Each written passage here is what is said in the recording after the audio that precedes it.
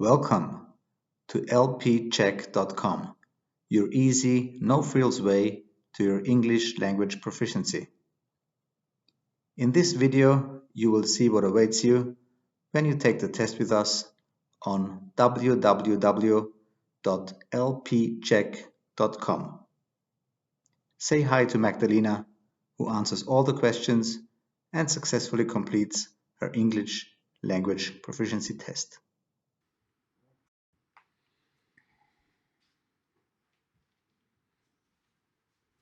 Check, audio check.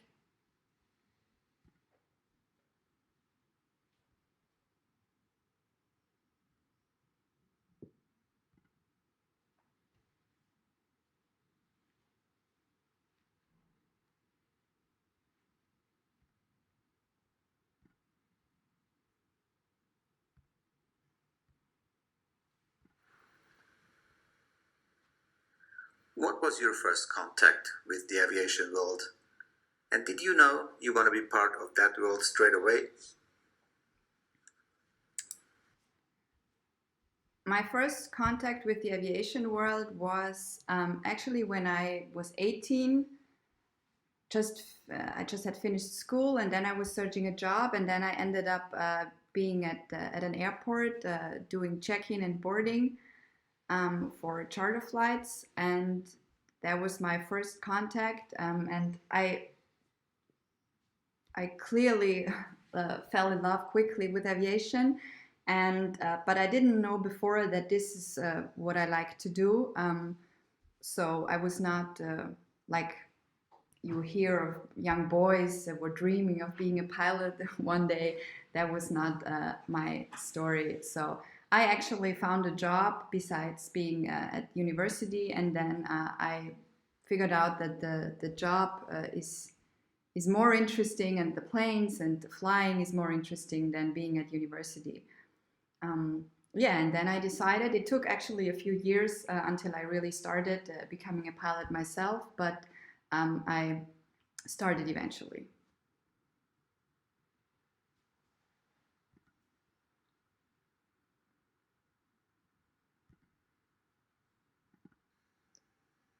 Please describe what you do during the cockpit interior inspection of the aircraft or helicopter you usually fly on. Well, during the interior inspection, we have our checklist, and we have several tests we do, which is looking for loose objects, checking if flight controls are free, checking the instruments, circuit breakers, checking rudder pedals, if everything looks fine, if nothing is broken. Then we go on with certain instruments. We have our Garmin, for example, that I have at the moment, where I check for a database, is everything valid. I do an autopilot test if there is an autopilot installed, and tests like that. The most important thing actually is, or actually every part of that is important. As we already know, in aviation there can be a minor dysfunction somewhere which ends in a huge problem somewhere else. So I just follow my checklist and do all the tests according to the checklist and look for something that looks different than usual. Yeah, I would say that's it, what we do during the interior inspection.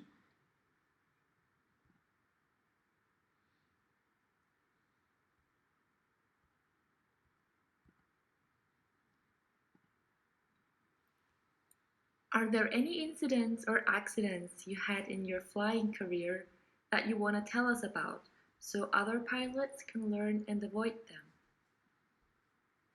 I never really had any incident or accident in the legal sense of what that means. Of course, you encounter a lot of situations that are probably not normal and not expected. For instance, I started my flight training at an airport, at a very busy airfield, Wiener Neustadt East, where you have a lot of problems sometimes with traffic, especially when you go VFR in the beginning. There are a lot of encounters with other aircraft that might be too close or unexpected.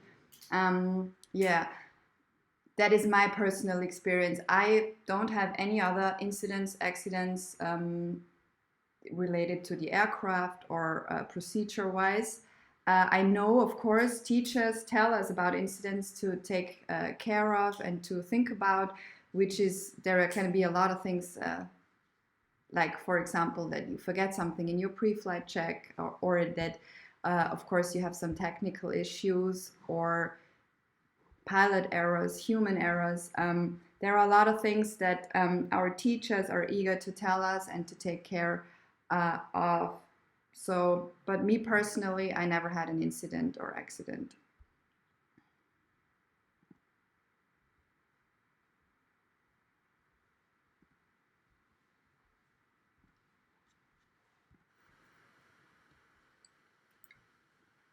How have you heard about LP Check, and what made you decide to take your LPC with us?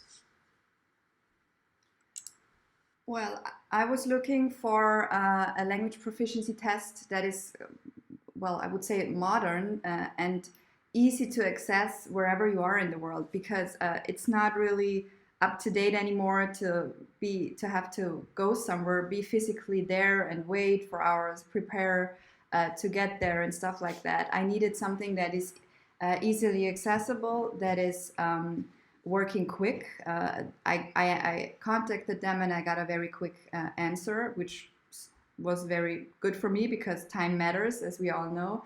Also, they seem to be very professional, very friendly. So it was easy for me to decide for LP Check because in relation to all the rest, what is out there, I had no doubts anymore. Also, pricing is okay. So I think these are the main issues, the main reasons why I chose this language proficiency platform.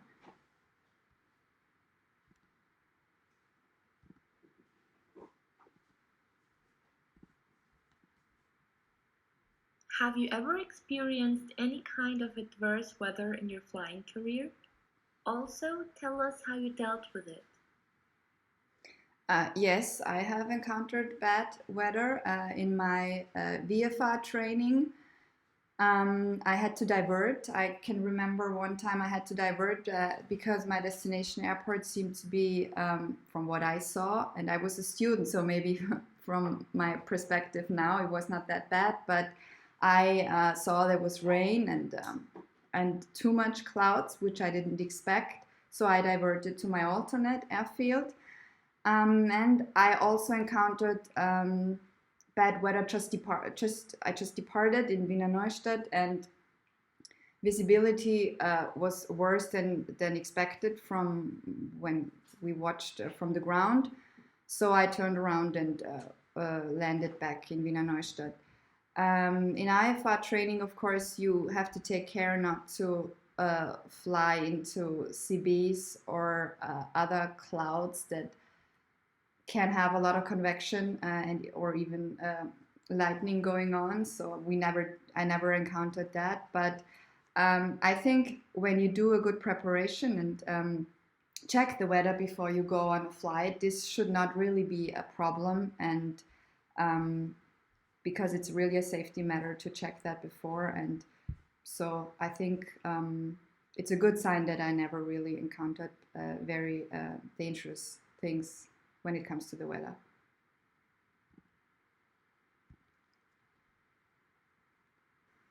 Please describe the flight school you took your initial flight training with in as much detail as possible. Well, I did my initial training in a flight school in Austria, which when I started was a small, relatively small flight school. They had a few aircrafts, but they grow pretty quickly. Then they started to have ATPL training in a very professional sense, which meant that that they wanted to prepare you for being an airline pilot in a commercial environment, not just getting your PPL and know how to fly around, but to really they have SOPs, so you have to follow the standard procedures. And they also have different teachers, which was very interesting because some teachers were actually pilots themselves in huge commercial environment with huge aircrafts, like companies that everyone knows, and others were just just flight instructors with not having jobs somewhere, in a passenger or cargo aircraft environment, which was very interesting because you could just choose what you learn from different teachers. One teacher shows you that, another shows you that, and then you get a very big overall knowledge, which is very good, I think, than just having maybe one or two teachers and then you just learn it the way they do it. So this is very good about this flight school, I think.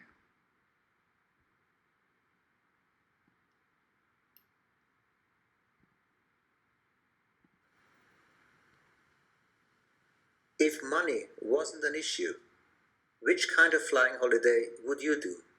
And where would that take you? If money was not an issue, well, there are many things you can do then. I think one of the first things I would do is go to New Zealand or Australia, spend a few weeks there flying around, looking for these small airfields or landing strips that are not really airfields, land and depart there and be very independent and kind of like have this free feeling. Another thing, maybe I would go to islands of the Caribbean, or which is certainly not that cheap if you want to spend time there.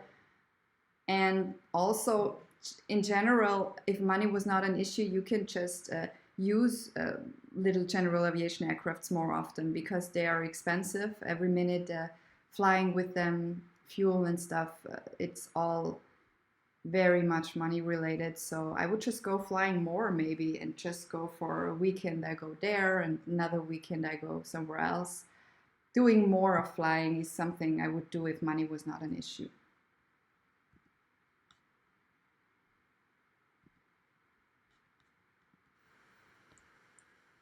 Can you name 3 essential parts of an aircraft or helicopter that you consider most vital?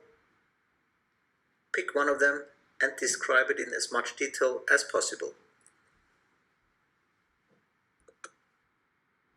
Well, very important parts of an aircraft are the aircraft structure itself, the engine. There must be an engine, or at least what I'm doing, there is an engine. Then, of course, the flight controls, elevator, rudder, ailerons are essential parts because you cannot use your aircraft. I can describe in detail, for example, the propeller that I have in my in the aircraft that I use at the moment. I have one propeller, which is a constant speed propeller, and it has 3 propeller blades. It is mounted where every propeller is mounted, just in front of the nose. Other details, what can I say? As we have very modern aircraft already, so you just have a load function, so you have a thrust lever. You don't have to take care of mixture control or changing pitch or something like that, which is very good because everything that makes flying easier with automatic systems is good for us, I would say. Maybe the disadvantage or something that follows maybe a lack of understanding what really happens with the propeller and why, what angle you have, what is blade angle, and stuff like that. But you just need to take care. You know this, and then it should be fine.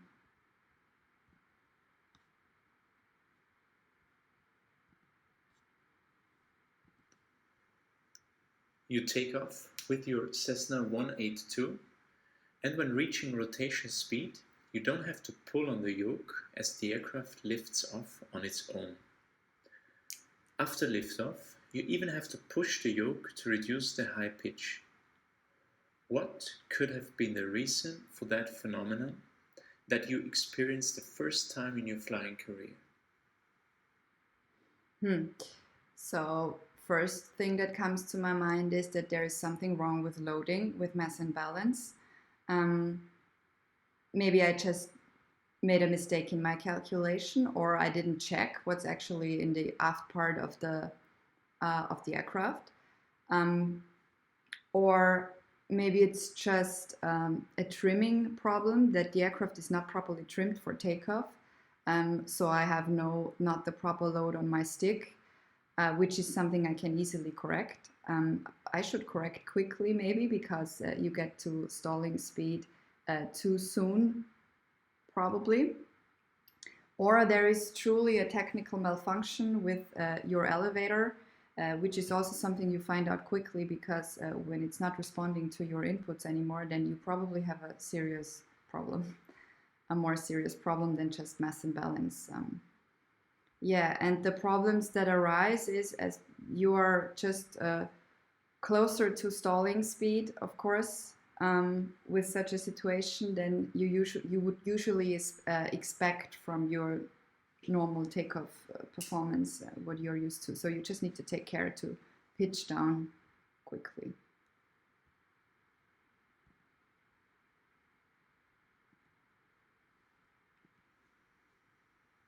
What could happen if you omit to extend your flaps during approach and landing? What could happen? If you maintain the same speed, then you would, if you have, for example, flaps landing, then you are too slow and you are too close to stalling speed. So you can have the flap setting. It depends on how long is the runway, but you need to increase the speed or know about the speed you need for this setting. So this is something to consider. Also for takeoff, for example, you have a longer takeoff roll. And if you need good climb performance or a good climb angle because of a terrain or mountainous area or whatever obstacle you have after your takeoff, then you might have troubles to reach this. So this is certainly something you have to consider. And this is also something, if you did your performance correctly, you should know if it's a problem or if you can just depart and go on with that flap setting.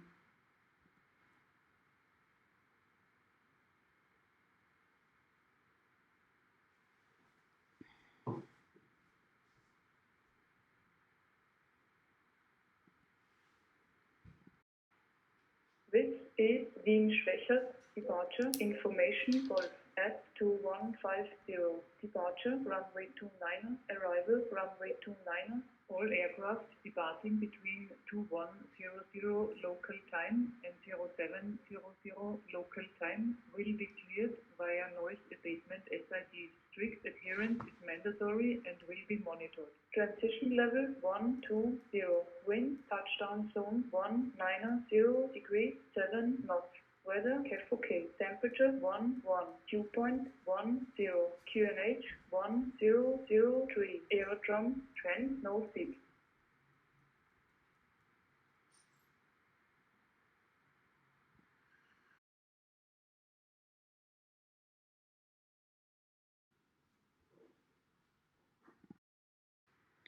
ATIS information Golf at 2150. Runway for departure 09, for arrival 09.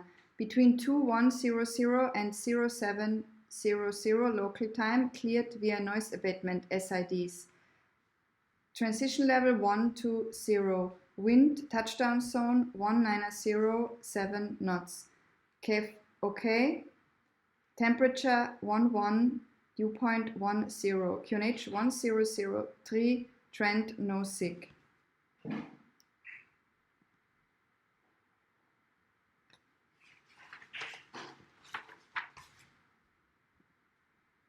Frankfurt departure information Sierra. Med report time 2150. Request runway and use on control frequency. Attention, runway 18 closed. Tower frequency 118.780. Atmosphere while DME on maintenance. Check relevant NOTAM. VFM Doppler VOR on maintenance. Check relevant NOTAM. Transition level 70. Wind variable 1 knot. Cab OK. Temperature 16. Dew point 12. QNH 1000 hectopascal. Trend nosig. Information Sierra out. Frankfurt departure information Sierra. Med report time 2150. Request runway and use on control frequency. Attention. Runway 18 closed. Tower frequency 118.780. Atmosphere DME on maintenance. Check relevant NOTAM. VFM Doppler VOR on maintenance. Check relevant NOTAM. Transition level 70. Wind variable 1 knot. Cab OK. Temperature 16. Dew point 12. QNH 1000 hectopascal. Trend nosig. Information Sierra out.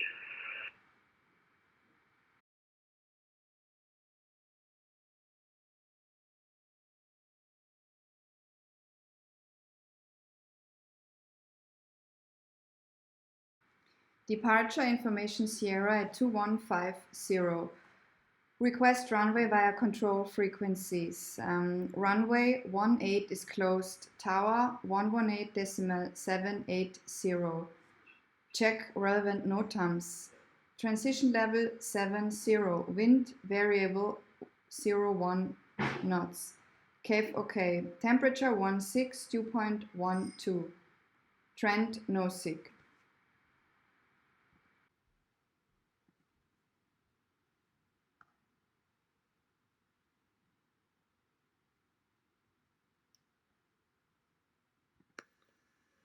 What do you consider in your pre-flight preparation if you plan a flight over water?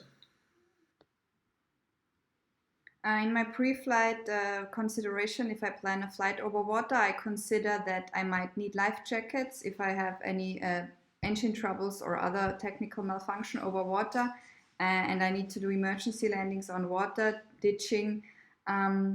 I need life jackets. Also, I need to consider if there are special procedures for my aircraft or for ditching procedures. So I need to check my checklist or know them by heart. Also, the weather over water is something to consider, which might be or certainly can be different than over surface. Yeah, I think these are the main things to consider when you fly over water. In the picture, I see an airfield or airport very close to the shore. I see the sea, and I see a city. I think it's a big city close to the airport. I see nothing special. It's a dry area, so maybe it's somewhere in the desert. I see some houses in the front, some swimming pools, so maybe this is an area where people live in their homes, and the weather is okay. The visibility is, well, not too good. There is some fog or mist going on, and yeah, but the main thing you see is the runway and the shore and the sea.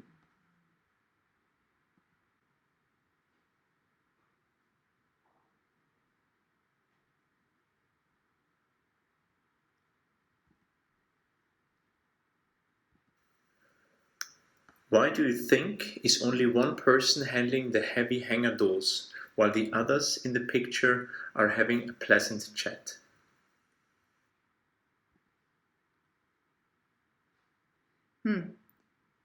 It's hard to tell why just one is doing the hard work and the others are just watching. Well, maybe it's their agreement that he's the strongest one and he's doing that. Or the others don't know how to do it, or they are not allowed to touch the hangar doors because they are not part of the flight school or the environment there. So they're probably just passengers, and so passengers should not really touch those things. So I think this might be the reason. And I have to describe the picture, I think. So in the picture you see two aircrafts. One has an Austrian registration, and you see the hangar and the door, the gate. 3 persons are standing, as we already knew before, and there are both aircrafts are high wing aircrafts. Both aircrafts have wheel fairings. Yeah, the weather it's not a very sunny day. There are clouds. Yeah, I don't really see much more in the picture what I can talk about.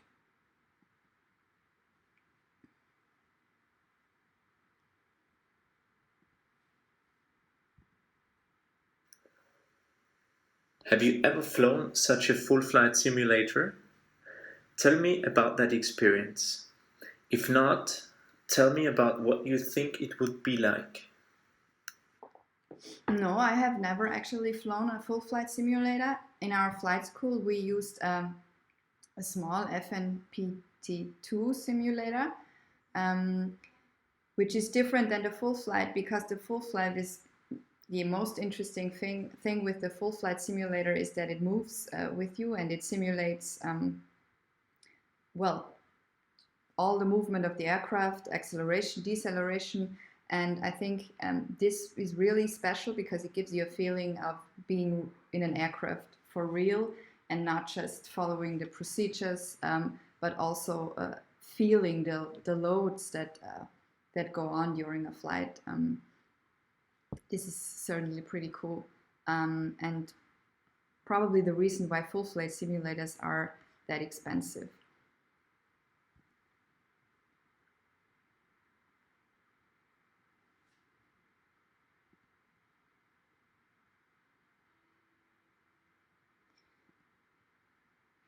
So in the picture you see a big airport with several runways. I think I can see 3 runways.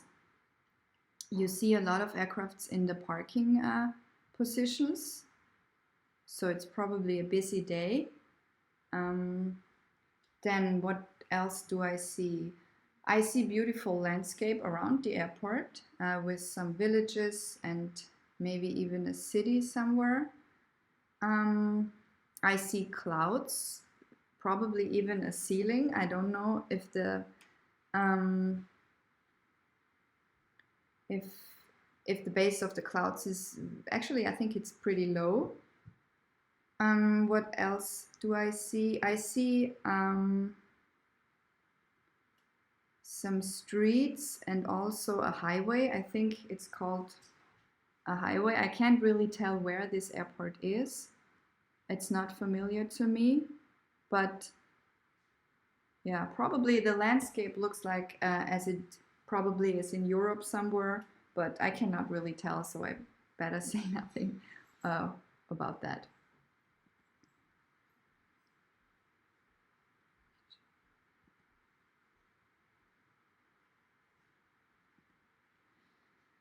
In the picture, I see a very big waterfall, and the picture is taken from an airplane perspective, seeing down to the waterfall.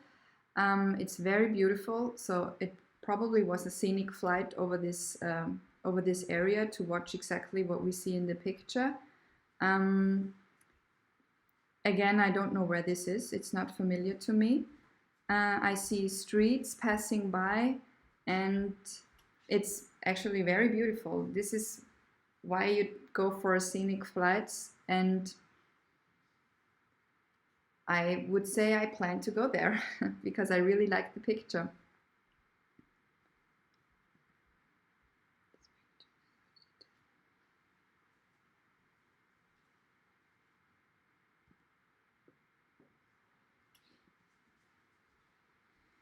In the picture, I see a very blue sky. So the weather is wonderful on this day. So a perfect day for going for a scenic flight maybe, or just go flying in generally. And obviously the guy, probably the pilot, is enjoying this day a lot because he's doing some handstands in front of the aircraft, and actually he's probably very happy. And I can read flying safaris, bush pilots. Probably, I'm not very sure, but it's probably South Africa. Yeah, also something which I would love to do. It's a high wing aircraft, and yeah, I'm pretty sure the registration is South Africa.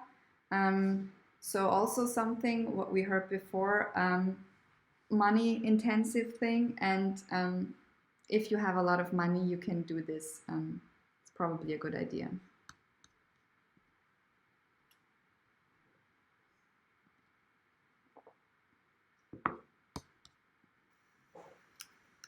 The aircraft in the picture is flying quite low. What could be the reason why a pilot decides to fly at a low height above ground? There are many reasons. Probably here the reason might be that it's a VFR flight, and the aircraft has to stay VFR, and there you can see that there are clouds in higher altitudes. Or another reason to stay low is the areas of where you are allowed to go, which altitudes. So maybe there is a control zone near, or other zones where you are not allowed to go in higher altitudes. Or it's just again a scenic flight where the passengers and the pilot want to look down and see certain things, and then you obviously need to stay low because you would not see what you want to see.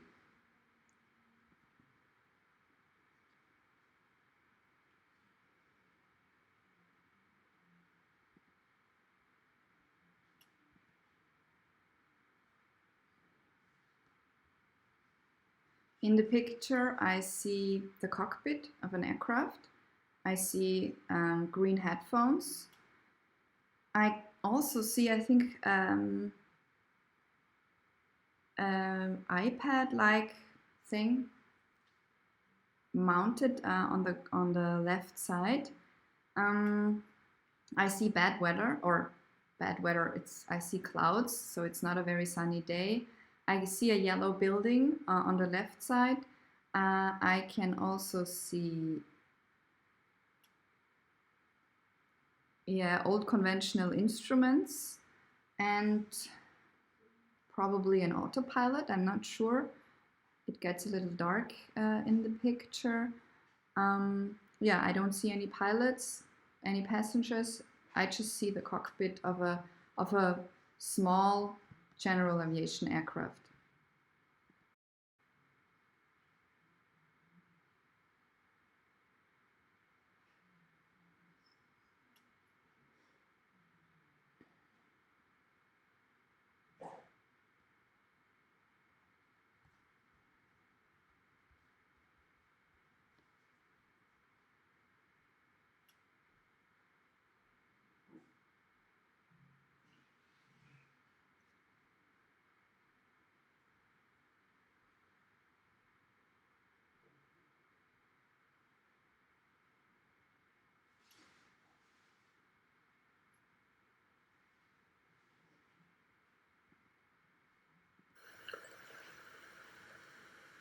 You are parked at the General Aviation Apron in Malta. Your engine is already running. Request taxi with Malta Tower and confirm that you received ATIS information mic.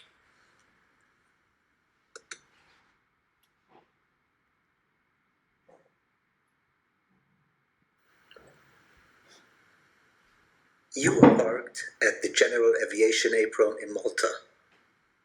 Your engine is already running. Request taxi with Malta Tower and confirm that you received ATIS information mic.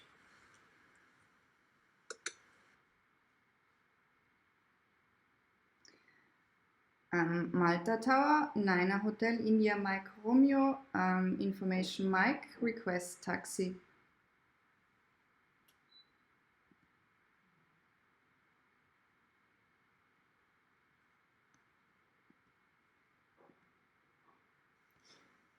Niner Hotel, India Mike Romeo. 80's information Mike is correct. The QNH is 1009. Taxi to holding point runway 05 via taxiway Lima.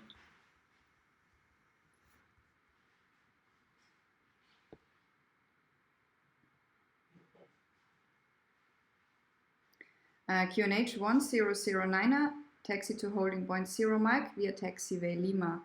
Niner Hotel, India Mike Romeo.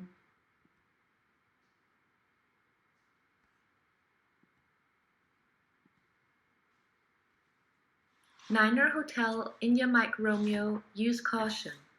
There is work in progress, right side of Lima. Revised QNH 1010. Behind landing Air Malta Airbus A320, line up runway 05 behind and wait.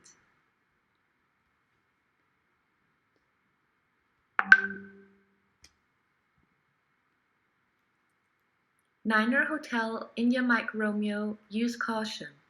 There is work in progress, right side of Lima.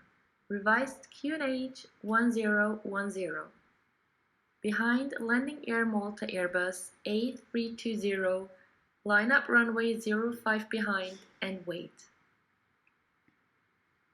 We'll use caution at right side of Lima. Revised QNH is 1010 and behind landing Air Malta A320, line up runway 05 behind and wait. Niner Hotel, India Mike Romeo.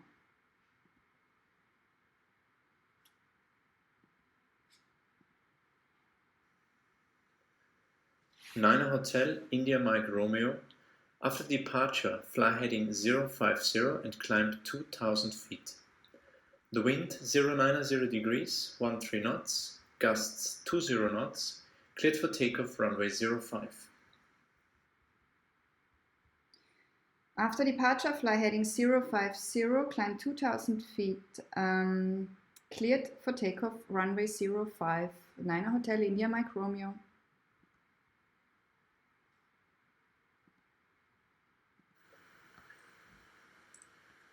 Niner Hotel, India Mike Romeo. Airborne 12, continue climb 3,500 feet and contact Luca information on 128.850. Continue climb to 3,500 and contact Luca information on 128.850. Niner Hotel, India Mike Romeo.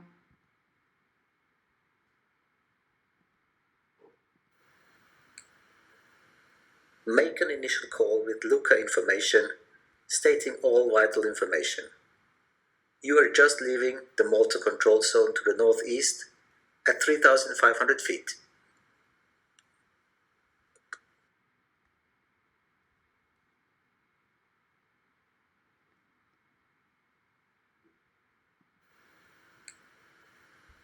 Make an initial call with Luca information stating all vital information. You are just leaving the Malta control zone to the northeast at 3,500 feet. Luca information, Niner Hotel, India Mike Romeo. Just left Malta control zone towards the northeast, maintaining 3,500.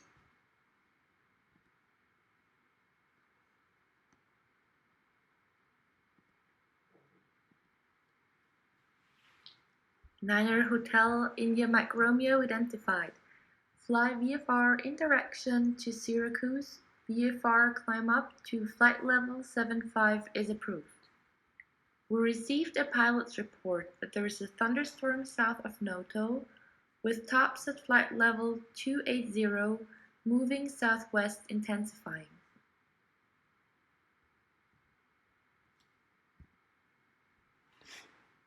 Niner Hotel, India Mike Romeo identified. Fly VFR interaction to Syracuse. VFR climb up to flight level 75 is approved. We received a pilot's report that there is a thunderstorm south of Noto with tops at flight level 280 moving southwest intensifying. fly VFR to Syracuse and climbing up to flight level 75 VFR, and we'll look out for the weather report. Niner Hotel India Mike Romeo.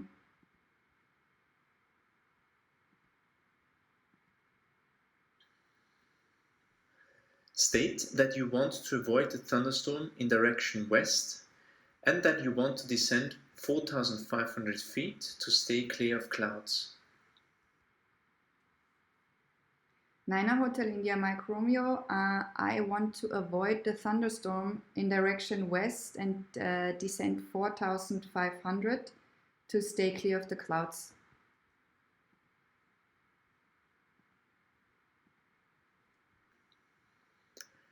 Being on a heading of 300 degrees, you experience light to moderate turbulence and the visibility deteriorates. From your pre-flight planning, you remember that there are northeasterly winds and conclude you're on the lee side of the thunderstorm. You change your idea to circumnavigate the thunderstorm to the west. Your intention is to fly around it via the east to stay on the Luft side. Report the presence of turbulence as well as your avoidance intention to ATC. Niner Hotel India Mike Romeo, I want to report light to moderate turbulence, and I want to change to stay clear of the bad weather and go to the east to stay on the Luft side, to go to the east instead of going to the west.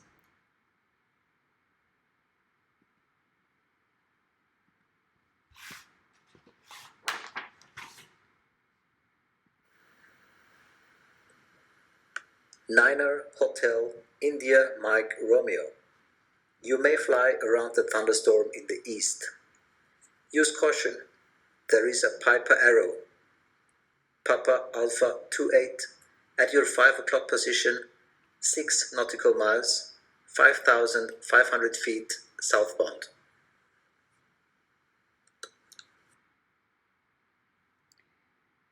It's approved to avoid the thunderstorm direction east, and I will look out for the traffic, the Piper at my 5 o'clock position. Niner Hotel India Mike Romeo.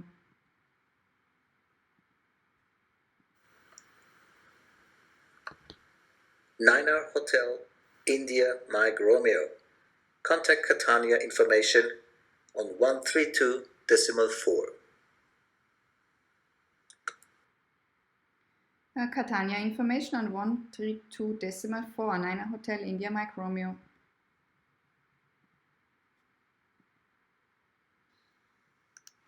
Niner Hotel India Mike Romeo, you're identified 1 nautical mile south of Syracuse in 4,500 feet. No reported traffic. Continue inbound to the field. Report 10 nautical miles inbound to the field. Niner Hotel India Mike Romeo, you're identified 1 nautical mile south of Syracuse in 4,500 feet. No reported traffic. Continue inbound to the field. Report 10 nautical miles inbound to the field. Continue inbound to the field, no traffic reported, and will report 10 nautical miles inbound. Niner Hotel India Mike Romeo.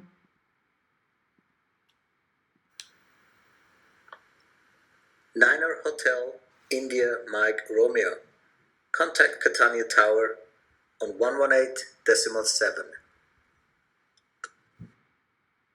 Catania Tower on 118.7, Niner Hotel India Mike Romeo.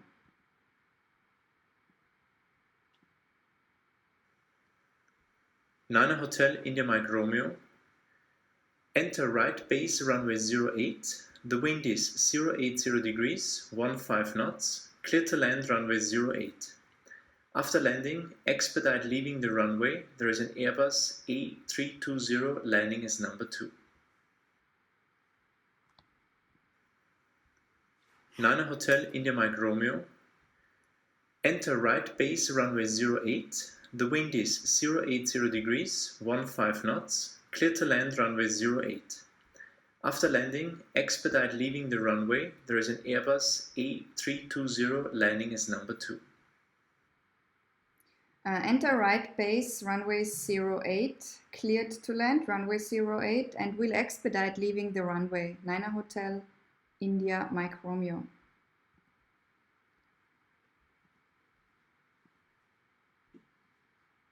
State that you vacated the runway via taxiway Charlie and that you observed a foreign object that looked like a piece of rubber between taxiway Bravo and taxiway Charlie.